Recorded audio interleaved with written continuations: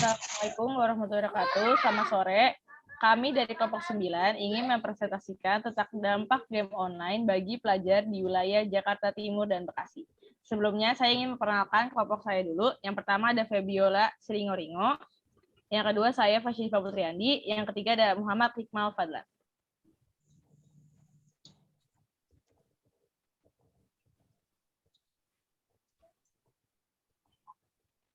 Latar belakang. Untuk melakukan komunikasi di dunia maya, masyarakat menggunakan berbagai media seperti komputer, laptop, tablet, smartphone, dan lain-lain. Smartphone merupakan media dengan jumlah pengguna terbanyak. Munculnya smartphone dapat juga digunakan sebagai media hiburan, misalnya bermain game online.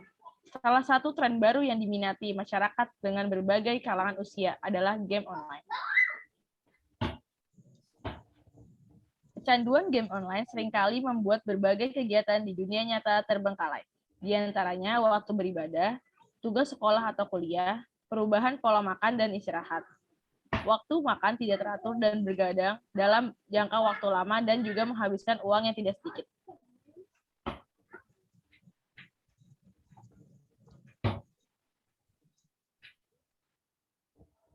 Tujuan dan manfaat penelitian kami. Tujuannya adalah, adapun tujuan yang ingin dicapai dalam penelitian ini adalah untuk mengetahui seberapa besar dampak game online di kalangan pelajar, untuk mengetahui beberapa banyak pelajar yang bermain game online maupun tidak bermain. Manfaatnya, manfaat dari penelitian ini untuk memberikan informasi mengenai dampak bermain game online bagi remaja atau para pelajar. Penulis berharap melalui penelitian ini, remaja yang mengalami kecanduan game online dapat mengambil langkah untuk segera mengurangi atau membatasi diri dalam bermain game online.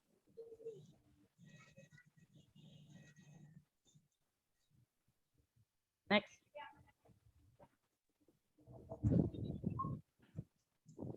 Rumusan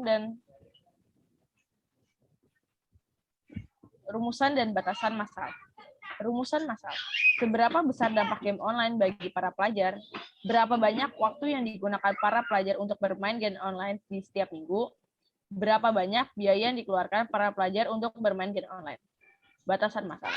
1. Luas lingkup hanya meliputi informasi seputar game online di kalangan pelajar. Yang kedua, informasi yang disajikan yaitu game online, dampak positif dan negatif game online di kalangan pelajar.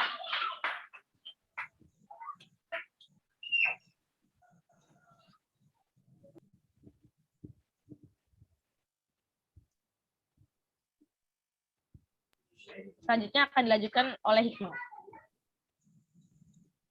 Teknik pengumpulan data. Dalam penelitian ini, teknik pengumpulan data yang digunakan yaitu angket. Angket merupakan pengumpulan data dengan memberikan pertanyaan yang berhubungan dengan permasalahan yang diteliti. Jenis angket yang digunakan adalah angket tertutup. Angket tertutup adalah sebuah angket atau kuesioner yang penyajian pertanyaan dan pilihan jawaban yang dibatasi sehingga responden tidak bisa leluasa memberikan jawaban yang sesuai yang mereka pikirkan. Subjek penelitian. Subjek penelitian adalah pelajar SMA atau SMK dan mahasiswa yang berdomisili di Jakarta Timur dan Bekasi. Total responden 37 orang dengan kategori 21 laki dan 16 perempuan, serta 22 mahasiswa dan 15 pelajar SMA atau SMK. Prosedur penelitian dan teknik analisis data. Prosedur penelitian: menentukan sampel yang akan diteliti, membuat naskah atau daftar pertanyaan angket, menyebarkan angket, mengumpulkan angket, menganalisis isi angket. Teknik analisis data. Penelitian ini dilakukan menggunakan metode analisis deskriptif, yaitu metode penganalisian data yang mengumpulkan, menganalisis, dan menginterpretasikan data sehingga memberikan gambaran menyeluruh mengenai masalah yang diteliti.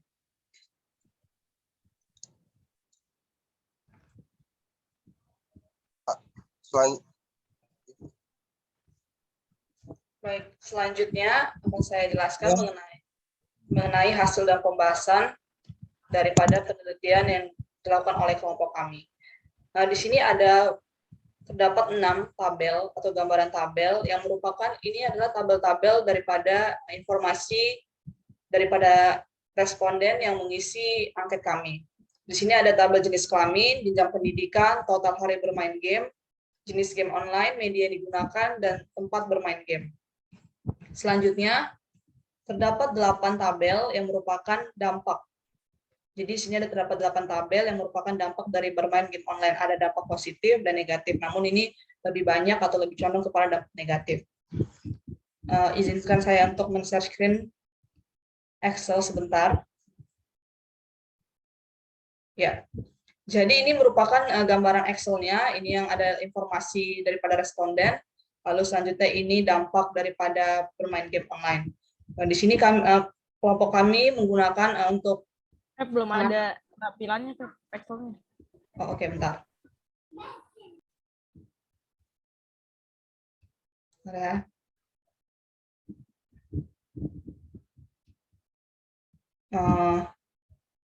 Baik. Oke, ini merupakan perhitungan Excel daripada penelitian kelompok kami.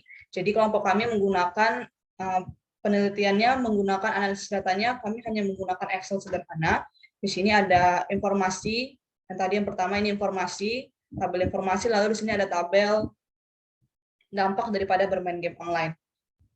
Baik tabel informasi maupun tabel dampak, cara penghitungannya sama, yaitu dengan cara memasukkan frekuensi, lalu dibagi dengan total, yaitu 37, lalu dikali 100%, sehingga didapatkan persentase. Seperti persentase jenis kelamin, di mana laki-laki sejumlah 43,24% dan perempuan sejumlah 56,76%. Jadi total persen ini merupakan dari 37 orang responden, di mana ada 16 laki-laki dan juga 21 perempuan, yang mana terdapat mahasiswa ataupun siswa SMA dan SMK. Selanjutnya, jika ingin lebih jelas, kita akan membuka pada makalah. Ya.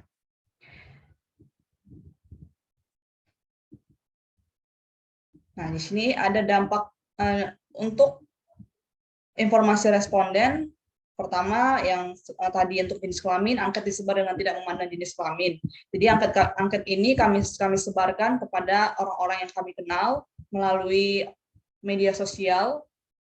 Lalu mereka mengisi dan ternyata yang didapatkan dalam jangka waktu beberapa hari terdapat 37 responden dengan 21 laki-laki dan 16 perempuan.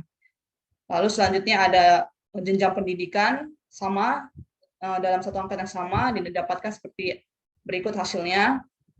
Ini masih merupakan informasi-informasi dengan media apa yang digunakan untuk bermain game online, di mana mereka bermain, rata-rata menggunakan handphone, juga tempat bermain rata-rata terbesar di rumah.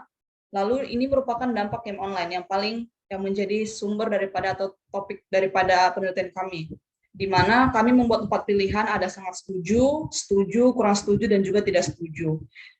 Untuk pertanyaan pertama, apakah game online berpengaruh terhadap kebiasaan berkata-kata kasar? Ternyata 43,24% responden itu atau hampir setengah menyetujui bahwa bermain game online semenjak bermain game online meningkatkan mereka untuk berkata-kata kasar.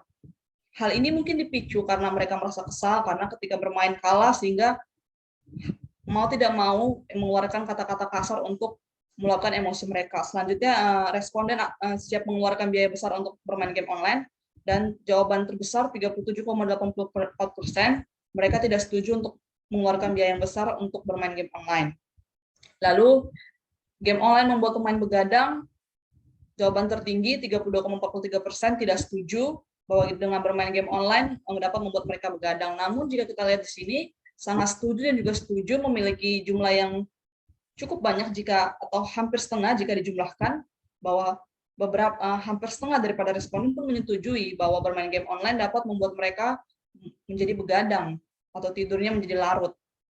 Lalu game online menyebabkan saya malas untuk mengerjakan tugas sekolah. Jawaban tertinggi atau hampir 50%, 48,65%, siswa dan juga mahasiswa mengatakan tidak setuju bahwa bermain game online dapat membuat mereka menjadi malas untuk mengerjakan sekolah.